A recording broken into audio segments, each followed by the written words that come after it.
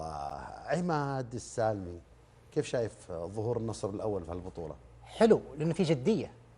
الفوز متوقع، أي إنسان يتابع كرة قدم راح يقول لك حيفوز النصر. دائما الفوز سهل في كرة القدم، بس الصعوبة تفوز 5-0 وبكل سهولة ما تعطي إلا 22-23% استحواذ الفريق المنافس.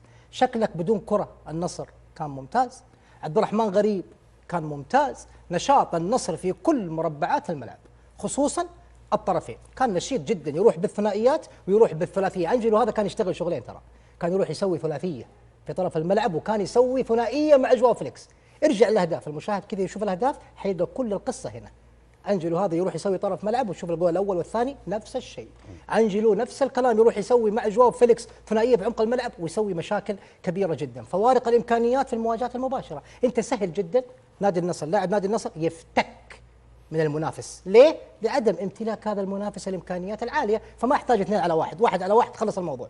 ايضا سهل جدا انك انت تتجاوز لاعب على لاعب زي كومان في هدف كومان، تجاوز لاعب بكل سهوله وحط جول. اذا ما هي صعبه انك انت تتجاوز لاعب 1 و2 بسبب فوارق الامكانيات. نسمي الاشياء بمسمياتها. الحلو اللي شفته انا اليوم في النصر تطور التنظيم بدون كره، بدون كره النصر واقف صح، اللي هي النقطة الأخيرة. نشاط النصر في كل مربعات الملعب ممتاز، فوارق الإمكانيات كانت واضحة. نروح مباشرة تطور تنظيم النصر بدون كرة، هي هنا القصة وقوف اللاعبين سواء كان أنجلو وعبد الله الخيبري في عمق الملعب واقفين ايش، هو مو شرط واقفين صح، أمر ممتاز جدا. سلطان الغنام واقف صح 100%، سعد الناصر وأيضا بعد خروجه لاعبين النصر وقفتهم مع خصوص صح.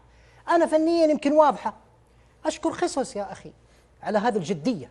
جدية يا النتيجة 3-0 ياخذ جواو فليكس يوجهه يكلمه لازم تسوي كذا وتشتغل كذا وتشتغل طول المباراة. بروزوف اليوم غيابات مين؟ مو بس رونالدو، اليوم بروزوفيتش في الدكة، ساديو ماني في الدكة، كومان في الدكة، أيمن يحيى مش موجود. هذا أمر إيجابي أنك أنت بالدكة قاعد تفوز. أعرف في جاب كبير أصلا بين النصر، تاريخه وبطولاته وجماهيريته، والنصر الحالي جاب بينه وبين هذه البطولة، ولكن الجدية الكبيرة في إدارة الأزمة يا بدر. شوف هذه رسالة للنصراويين، ما هو عيب انك انت تدير ازمتك. نعم بطوله يمكن الجمهور ما حيحضر، يمكن في النهايه يحضر دون نصف النهائي، بس انت خذ الاهلي ها ما في ازمه بعد ازمه دوريالو.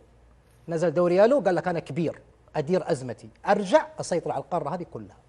فالنصر اليوم لازم يداري ازمته هذه، يتعامل معها بالطريقه الصحيحه. ممكن تكون هذه بدايه الانطلاقه الحقيقيه لعوده النصر لتحقيق بطوله النخبه الاسيويه.